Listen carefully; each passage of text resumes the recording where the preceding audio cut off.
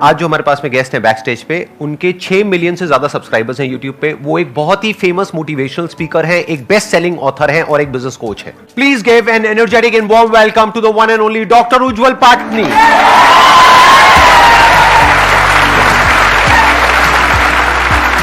तो संदीप माहेश्वरी,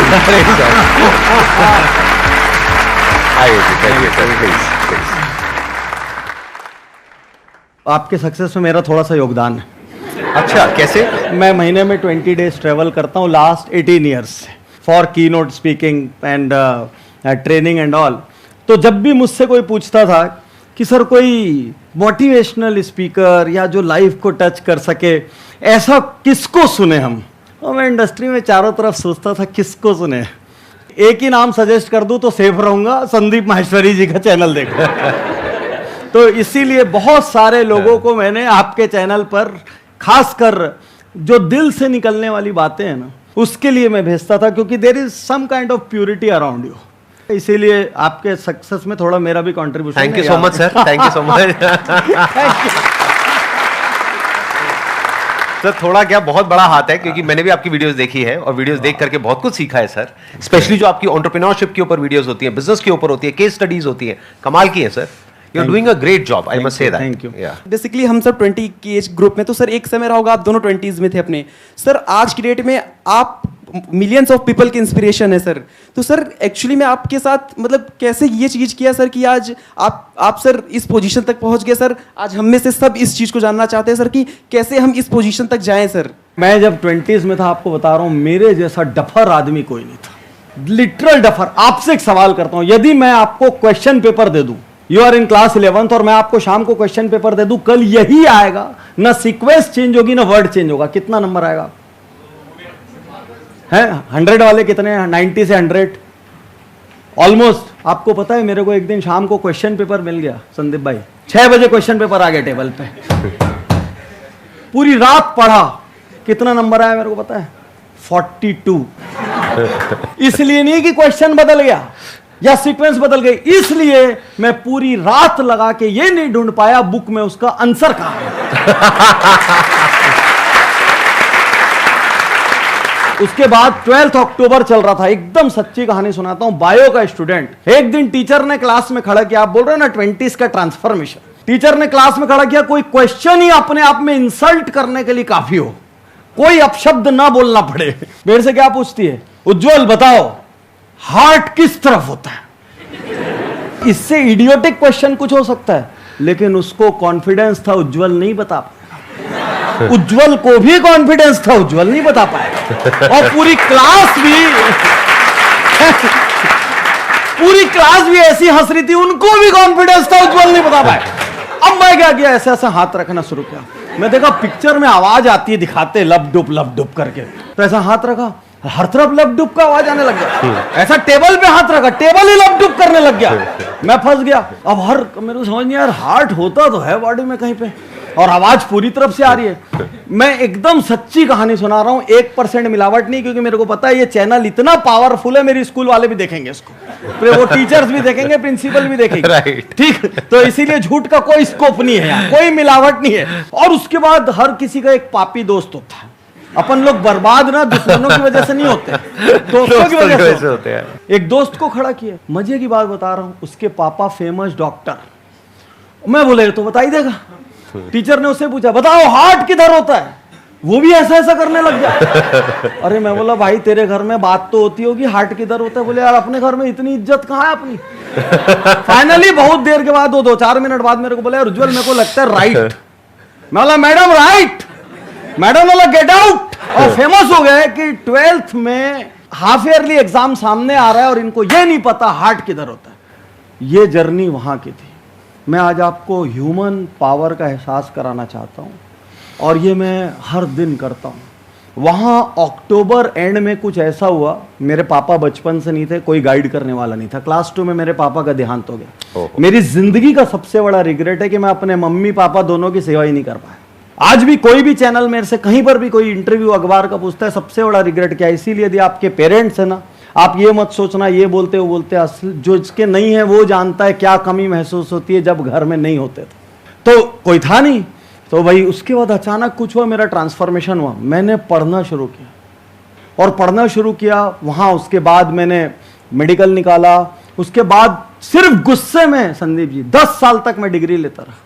हर साल एक एग्जाम में बैठता था, मेडिकल करने के बाद एमए किया, सीसीपी किया, सीएचआर किया, एमबीए किया, लाइन से डिग्री में हर साल। कई जगह मेरा इंटरव्यू भी नहीं लेते थे डर के मारे, लेकिन मैं डिग्री करता रहा। मैं आज आपको बताना चाहता हूं, यदि मेरे जैसा डफर, आज जब आप गूगल करोगे कितनी यूनिवर्सिटीज में मेरी बुक सिलेबस में, आईआईटी मुंबई से लेके सेंट जेवियर्स कोलकाता, कोई इंस्टीट्यूशन नहीं होगा जहां मैंने लेक्चर नहीं किए। और इनके टीचर्स के लिए मैं टीचर्स ट्रेनिंग प्रोग्राम करता हूं। मेरे जैसा डफर यदि कर सकता है ना, तो आप भी कर सकते हो। बस फर्क इतना है किस दिन आप रियलाइज करके ये तय करते हो आज से मैं लाइफ विदाउट एक्सक्यूजेस जीऊं। बहुत बढ़िया सर। एक्चुअली क्या है, जैसे हम अपने गोल की तरफ आगे बढ़ते हैं, सो बहुत सारे ऑब्स्टेकल्स रहते हैं, बट एट द एंड जो मेरे साथ ऑब्स्टेकल रहता है ना, इट्स लाइक कि I don't deserve this. At the end मैं स्ट्रेंथ लूज करने लगती हूँ। सो आई वांटेड टू आस्क कि एट द एंड अपने सेंस में कैसे रहा, आई मीन हमने इतना लंबा रास्ता तय करा, उसके बाद एट द एंड फॉल्टर कर जाना। यदि मुझसे सक्सेस का बहुत बड़ा डिफरेंशिएटिंग फैक्टर पूछा जाए, तो दुनिया में बहुत सारे लोग चीजें शुरू करते हैं, खत्म नहीं करते। बीच में मैं एक बहुत बड़े जिम वालों को कंसल्टेंसी दे रहा था, बड़ी चेन को। तो आपको पता है जिम 4:1 के रेशियो में भर्ती करता है। तो जब 5 लोग मान लीजिए ज्वाइन करते हैं, तो 4 लोग 15 दिन बाद जाना छोड़ देते या 1 महीने बाद जाना छोड़ देते। कितने लोग ऐसे जिन्होंने जिम स्टार्ट किया, जाना छोड़ दिया। तो यदि सक्सेस का कोई सबसे बड़ा डिफरेंशिएटिंग फैक्टर है, वो ये है कि आप उसको फिनिश करते हैं कि नहीं। कंप्लीटनेस, 2 सी याद रखिए। यदि 2 सी आपके पास हैं, तो आपके पास टैलेंट कम है या ज्यादा इंपॉर्टेंट नहीं है। 1 इज कंसिस्टेंसी, कि आप हर दिन करते हैं कि नहीं। एक बहुत बड़ा बगीचा ऐसे थोड़ी लगता है, एक एक पौधा करके लगता है। ऐसा थोड़ी एक रात को सोए उठे हुए बगीचा लग गया, तो पौधे पौधे करके लगते हैं। एक पहाड़ को भी आप चढ़ते हैं तो कदम कदम। तो 1 इज कंसिस्टेंसी, डेली आप उसको कर रहे हैं कि नहीं कर रहे हैं। सेकेंड इज कंप्लीटनेस, जब आप कर रहे हैं उसको आप कंप्लीट कर रहे हैं कि नहीं कर रहे हैं। और एंड में यदि आपकी हवा निकलती है, तो एंड में you need to have an environment. आपके पास कुछ ऐसे दोस्त होने चाहिए जो आपको धक्का लगा के रखें। उस गोल से आपका इतना इमोशनल कनेक्ट हो जाना चाहिए कि आप कल्पना भी नहीं कर सके कि ये मिस होगा तो कितना पेन होगा मुझे। यदि इफ नॉट देन व्हाट, यदि ये नहीं हुआ तो क्या। तो एक्चुअली आपका प्रॉब्लम थोड़ा विचित्र है, लोग शुरू में ही छोड़ देते हैं, एंड में आने के बाद तो स्पीड आ जाती सब में। राइट, क्योंकि रिजल्ट मिलने लग जाते हैं। हाँ, क्योंकि मंजिल दिखने लग गई। हाँ। तो अब नहीं छोड़ रहे हैं। तो उस वक्त 1-2 बढ़िया वाले पापी दोस्त जो आपको पुश करें हैं। हमें ये चैनल क्या कर रहा है, आप माहेश्वरी जी का चैनल देखते हैं, आप एक दिन कोई एक वीडियो इनका देखते होंगे, कम से कम 5-7 दिन चार्ज अप रहते होंगे, जोरदार है। उसके बाद फिर से थोड़ी हवा लीक होना शुरू हो जाती है, तो फिर से आप चार्ज अप हो जाओ। तो जब गोल के पास पहुंचो, तो इनके और हमारे वीडियो ज्यादा देखना उस वक्त। Excellent point. हाँ यहां पे मैं एक और चीज ऐड करना चाहूंगा। अभी आपने 2 C's की बात करी, मैं एक C को और ऐड करूंगा यहां पर, वो है क्रिएटिविटी। मतलब क्या कि हम कई बार क्या करते हैं, अपने गोल की तरफ कंसिस्टेंट भी होते हैं, एफर्ट भी बहुत करते हैं, लेकिन हम एक पैटर्न में घूम जाते हैं। हम एक काम को एक ही तरीके से कर रहे होते हैं, एक ही गलती को बार बार कर रहे होते हैं, जिस वजह से रिजल्ट नहीं मिल रहा होता है। कि आपको लग रहा होता है मैं गोल के पास पहुंच गई हूं, मानो 2 साल हो गए, 3 साल हो गए, 4 साल हो गए, आपको लग रहा है मैं पहुंच गई हूं, लेकिन एक्चुअल में पहुंचा ही नहीं हूं, क्योंकि सेम गलती बार बार करते चली जा रही है और वो क्रैक नहीं हो पा रहा है। और हम सिर्फ हार्डवर्क करते चले जाते हैं, मेहनत करते चले जाते हैं, कभी भी अलग वे आउट ट्राई नहीं करते हैं। माइंड में पता है क्या होना चाहिए, एवरीथिंग इज पॉसिबल, बस अभी तक मैं क्रैक नहीं कर पाई हूं कि करना कैसे है। जैसे एंटरप्रेन्योरशिप में मेरा जो फंडा है वो बड़ा ही सिंपल है। वो क्या होता है कि पहले से ही अगर मैं कोई काम कर रहा होता हूं ना, मुझे ये तो पता है कि ये पॉसिबल है, क्योंकि दुनिया में दिख रहा है कि पॉसिबल है। अब अगर मैंने एक बार कोशिश करी, नहीं हो पा रहा, 2 बार करी, नहीं हो पा रहा, 10 बार करी, नहीं हो पा रहा, मुझे पहले से ही पता है कि अभी मैं क्रैक नहीं कर पा रहा हूं। मतलब मेरे को पता नहीं लग पा रहा है कि इसको करना कैसे है। जैसे हमने एक बिजनेस किया था, तो वहां पर क्या हुआ कि उसको हमने लॉन्च किया, पहली एड निकाली, फेल, दूसरी निकाली, फेल, फिर तीसरी निकाली, फेल, अलग अलग एड्स ट्राई कर रहे हैं, फेल। तो पूरी टीम क्या कह रही है, सर ये बिजनेस बेकार है। मैंने कहा नहीं भैया, बेकार नहीं है, अभी तक हम क्रैक नहीं कर पा रहे हैं, और लोग भी तो कर रहे हैं मार्केट में। फिर उसके बाद में 11वीं एड जा करके क्लिक हो गई। उसमें हमने कुछ ऐसा ट्राई किया, एक छोटी सी लाइन ऐड करी, वो एकदम से क्लिक हो गई। तो जो सेल हमारी एक एड पे ऑन एन एवरेज हो रही थी, मान लो 10 पीस बिक रहे थे, वो एकदम से 100 पीस हो गए, 10x हो गई वो सेल। क्यों? क्योंकि एक हल्की सी कुछ चेंज हुआ। ऐसे ही जो भी आप कर रहे हो, मुझे नहीं पता आप क्या कर रहे हो, क्या करने का सोच रहे हो, whatever you are thinking, हो सकता है उसमें हल्का सा कहीं पे कुछ ट्विकिंग की जरूरत हो, हल्का सा कुछ चेंज करने की जरूरत हो, हल्की सी क्रिएटिविटी की जरूरत हो। इसको आप चेंज भी कह सकते हो, सी को आप क्रिएटिविटी भी कह सकते हो। थोड़ा सा अप्रोच को बदल करके देखो, हो सकता है सक्सेस यही हो, सामने ही हो। सर क्रिएटिविटी में मैं और थोड़ा सा मैं भी ऐड कर। Please sir, please. Business coaching की प्रॉब्लम क्या है, वो बहुत ज्यादा टफ क्यों है? अब मान लीजिए आप यहाँ बैठे हैं, आप एक मैन्युफैक्चरर हैं, आप एक डीलर हैं, आप एक डिस्ट्रीब्यूटर हैं, आप ब्यूटी प्रोडक्ट्स बनाती हैं, ये क्लोथिंग बनाती हैं, वो ज्वेलरी बनाती हैं, वो गाड़ियों की उनकी कंपनी है, आपकी कोई फला चीज की डीलरशिप है, 50 धंधे। अब आदमी बैठा रहता है और एक बंदा जो 25 साल से ऑटोमोबाइल डीलरशिप चला रहा है या 3 जनरेशन से ज्वेलर है, वो अचानक खड़ा हुआ, पाटनी साहब मेरे बिजनेस में एक प्रॉब्लम है, और वो प्रॉब्लम 2 जनरेशन से चलाने वाला सॉल्व नहीं कर पा रहा है, और वहीं खड़ा होकर बोलेगा मेरा जो ज्वेलरी का रोटेशन है ना वो कम हो रहा है, या मेरा कस्टमर आजकल लौट रहा है। तो जिस प्रॉब्लम को वो 20-25 साल या 2 जनरेशन में नहीं सॉल्व कर पाया, उसको उसका आंसर 2 मिनट में चाहिए। क्रिएटिविटी 365 दिन हमको दिखाना पड़ता है। मैं इनसे कुछ 1-2 इन डेप्थ एग्जांपल भी शेयर करता हूं, प्लीज प्लीज, आप लोग को समझ आए। जैसे बिजनेस कोच क्या होता है, आपको पता है व्हाट इज बिजनेस कोचिंग? कितने लोगों को पता है बिजनेस कोचिंग क्या होती है? और क्या मेरे, देखिए बहुत कम लोग जानते हैं। मैं थोड़ा आपका नॉलेज बढ़ाता हूं एक एग्जांपल देके। इंडिया का एक बड़ा मैन्युफैक्चरर इलेक्ट्रिकल अप्लायंस का, तो हम उनको मेंटर कर रहे थे। वो लोग हमको मेंटरिंग के लिए हायर करते हैं कि भाई हमारा सपना ये है, हमको आईपीओ लाना है, हमको ये करना है, आप हमारे यहाँ आइए कोच कीजिए। तो हम लोग सब क्या जाके पहले एक प्रोग्राम करते हैं जिसका नाम है अमृत मंथन। तो अमृत मंथन में क्या करते हैं, हम हर कैटेगरी के 2-3 स्टाफ को बुला लेते हैं और उनसे कुछ भी सवाल पूछते हैं और उनको बोलते हैं जो उत्तर हो देते जाओ, बस ब्रेन स्टॉर्मिंग लिखते जाओ, क्योंकि उनसे अच्छा इनपुट कोई नहीं दे सकता। आधी क्रिएटिविटी वहां से निकल के आती है। एक किस्सा आपको बताता हूं, मतलब बड़ा इंपॉर्टेंट किस्सा है।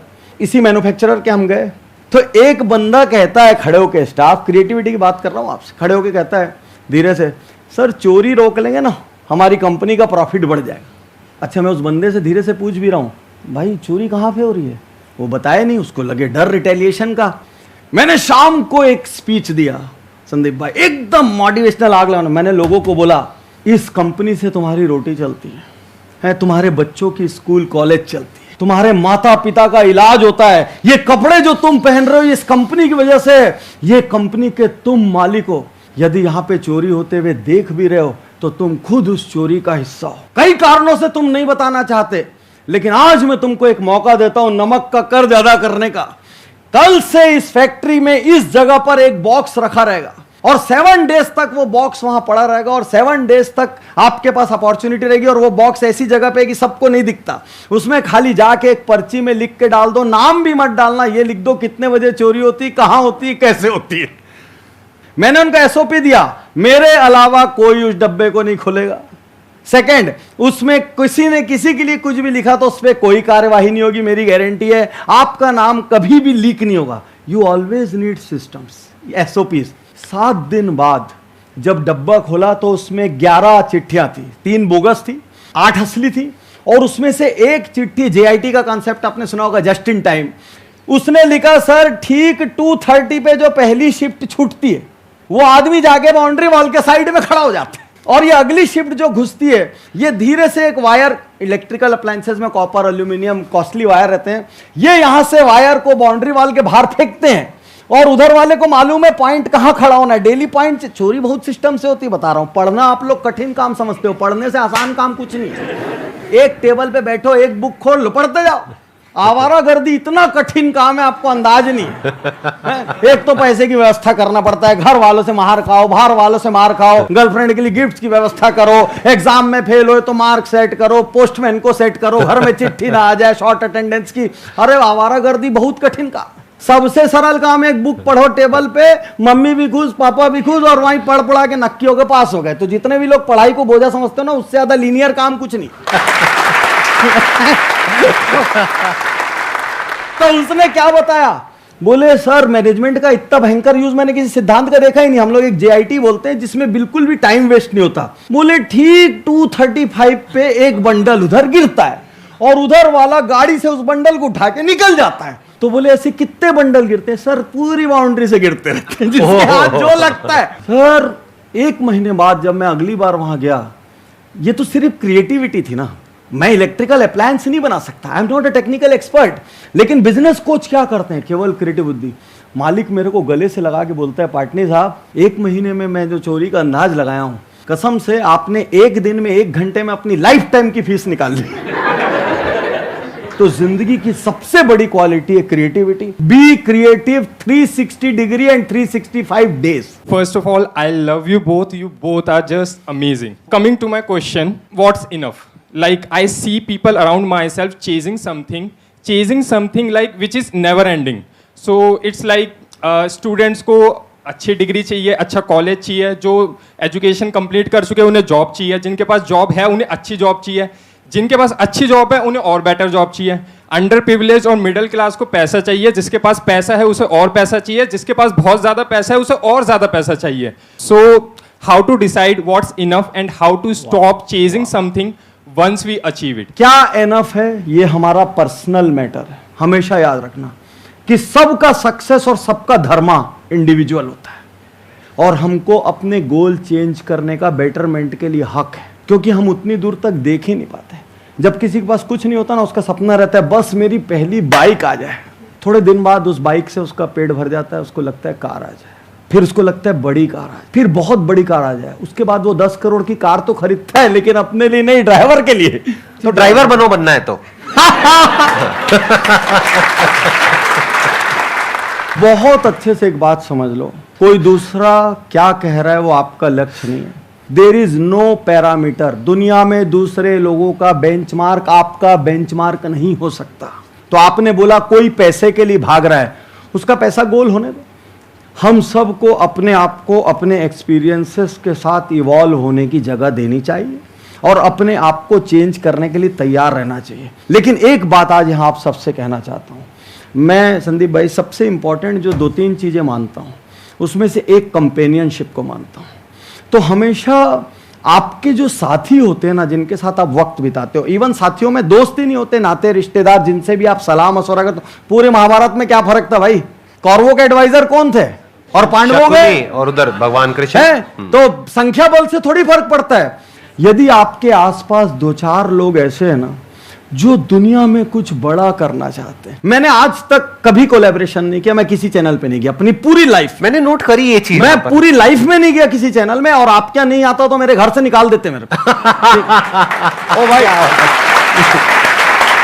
Thank you so much sir, आपने हमको इस लायक समझा कि आप यहाँ पर आए। You are doing amazing. It's our honor sir. Amazing job, और बहुत प्योरिटी से कर रहे हो, मतलब देख के अंदर गदगद फील होता है। डूइंग अरे वाह। ग्रेट। और मेरे घर के सब बच्चे इनके फैन हैं, जितने मेरे भाइयों के बच्चे सबका वीटो पावर। वहां नहीं गए तो ठीक नहीं होगा। ठीक, तो मैं बोला जा रहा हूं प्रभु। तो आप ये समझिए, जब आप अच्छे लोगों के साथ बैठते हो ना, तो उनके ऑरा में भी आपके भीतर चेंजेस आते हैं। राइट। मैं अपने बेटे बेटी को, शहर में कोई बड़ा व्यक्ति आता था, अचीवर किसी भी फील्ड का, मैं ले जाता था और एकदम फ्रंट रो में बिठाता था। मैं बोलता था इतने बड़े आदमी का ऑरा भी काम करता है। तो आज आपसे कहना चाहता हूं, यदि वास्तविकता में जिंदगी में कुछ बड़ा करना हो ना, गोल कुछ भी हो इमटेरियल, लेकिन अपने आसपास 2-4 विजनरी कंपेनियंस को जरूर रखना। यदि वो नहीं है, आपको बाई रिलेशन नहीं मिले, तो ढूंढ ढूंढ के बनाओ, चाहे ऑनलाइन बना लो जैसे हम लोग हैं। एक्चुअली हमारे वीडियोस भी आपके कंपेनियन ही है कहीं ना बिल्कुल। कहीं। मतलब बकवास आदमी की जगह के साथ रहने की जगह अकेले में एक पुस्तक के साथ रह लेना, हमारे शोज के साथ रह लेना, औसत आदमी के साथ मत रहना। दूसरी सबसे बड़ी सलाह, कुछ भी हो जाए, अपने बड़े सपनों की सलाह उसी से लेना जिसके बड़े सपने देखने की मानसिक हैसियत हो। बहुत अच्छा क्वेश्चन पूछा आपने, और इसमें मैं भी थोड़ा सा ऐड ऑन करता हूं अपने स्टैंड पॉइंट से। देखिए बेसिकली क्या होता है कि लाइफ जो है ना, वो एक रेस के जैसी है। भागो, और नहीं भागोगे तो पीछे रह जाओगे, पीछे रह गए तो कोई पूछेगा नहीं दुनिया में, कहीं के नहीं रहोगे, बर्बाद हो जाओगे। ऐसे घर में हमने बहुत डायलॉग सुने हैं। तो शुरू में भागना जरूरी है, मैं ये नहीं कहूंगा जरूरी नहीं है। अगर आप एथिकली भाग रहे हो तो हाँ, शुरू में ही आपने अपने एथिक्स पे कॉम्प्रोमाइज कर लिया तो आपकी फाउंडेशन खराब हो गई, नींव जो है आपकी, जो जड़ है वो ही खराब हो गई। उसके बाद आगे जाकर के ये जो क्वेश्चन का आप पूछ रहे हो ना जवाब, कि कितना इनफ है, ये क्वेश्चन ही नहीं आएगा माइंड में। तो सबसे पहले तो यह है कि एथिकली करो जो भी करना है, बड़े सपने देखो, बड़े गोल होने चाहिए, बड़ा अचीव करो, गलत मत करो किसी के साथ भी। अमेजिंग। अब आता है सवाल कि जब इस रेस में हम भागते हैं और आगे निकल जाते हैं तो क्या होता है, ये रेस आपको ओवर पावर कर लेती है, आपकी बॉडी को, आपके माइंड को, आप एक पैटर्न में घूम जाते हो, आप एक रोबोट की तरह बन जाते हो, आपको खुद ही होश नहीं होता है कि मैं कर क्या रहा हूं। तो इस रेस से अगर आपको बाहर आना है तो उसका क्या तरीका है? उसका तरीका है आपको अपने साथ अकेले में वक्त बिताना होगा। मेरा एक रूटीन है पिछले 15 साल से, वो क्या है कि साल में कम से कम एक बार मैं हफ्ते से 10 दिन के लिए अकेले जाता हूं किसी ऐसी जगह पर जहां पर करने के लिए कुछ भी नहीं होता है, मेरा मोबाइल भी नहीं होता है, होता भी है तो वो एक छोटा वाला नहीं होता, वो जो 1000 रुपए वाला होता है जिसमें कुछ कर ही नहीं सकते, तो पूरी दुनिया से डिस्कनेक्टेड। वो भी वहां पे जा करके 2-3 दिन बाद जब मैं उस जोन में चला जाता हूं, when I become one with the surrounding, तो वो भी मोबाइल ऑन करने का मन ही नहीं करता है, उसको भी ऑफ कर देता हूं। आपका जो सिस्टम है उसके अंदर एक प्रोग्राम डल चुका है, वो प्रोग्राम क्या है? भागो। तो सिस्टम एक तरीके से फॉर्मेट हो गया, अब खाली हो गया। अब आपके पास 2 ऑप्शंस है, या तो वापस जाकर के भागो या फिर चलो। ऑप्शंस आ गए ना, लोगों के पास ऑप्शंस ही नहीं है, चॉइसलेसली भागते चले जा रहे हैं। जैसे अभी आपने महाभारत की बात करी तो दुर्योधन ने सवाल पूछा था भगवान कृष्ण से कि मुझे पता है कि ये जो मैं कर रहा हूं वो गलत है, लेकिन मैं चाह करके भी खुद को रोक नहीं पाता हूं, ऐसा क्यों होता है? उसके पीछे 2 वजह है। एक जो इन्होंने बात करी कंपेनियनशिप, संगति बहुत इंपॉर्टेंट है। दूसरा ठहराव, अकेले में वक्त बिताना।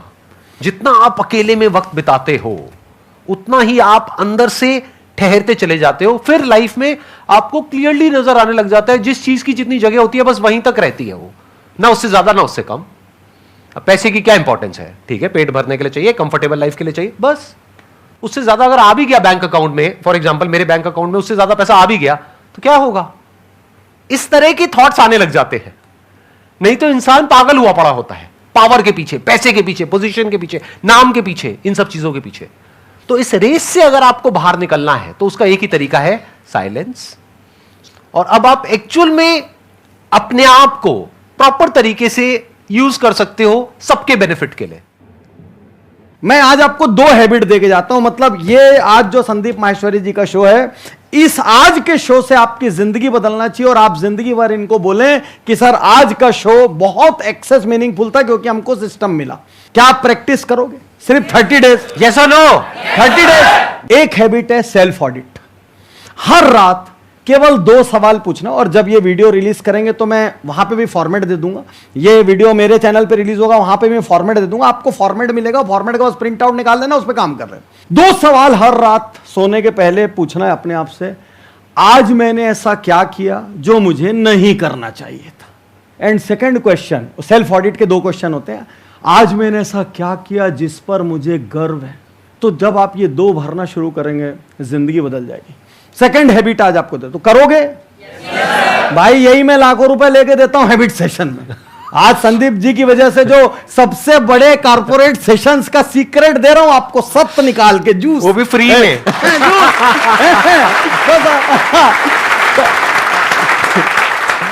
Thank you so much. देखो इस जगह का एक ऑरा है, मेरे को मतलब आनंद से आपका खुद का मन कर रहा है शेयर करने का। Anand, I am enjoying, it is not a formality. और मेरे को पता है यहाँ जो भी आता है ना नेक बन के ही जाता है, कुछ ना कुछ तो नेकी आप डाल ही दोगे उसके अंदर। सेकंड हैबिट आपको बता रहा हूं, उसका नाम है 1 गोल 1 डे। 1 गोल 1 डे का सिद्धांत यह है कि आपको हर सुबह 1 गोल लेना है, 1 गोल हर दिन।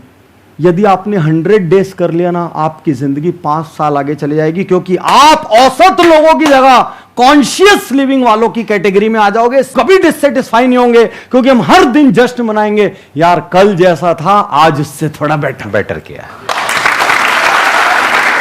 Thank you so much for coming, it means a lot to me and to everybody here. Thank you all for coming here, it was pleasure meeting you.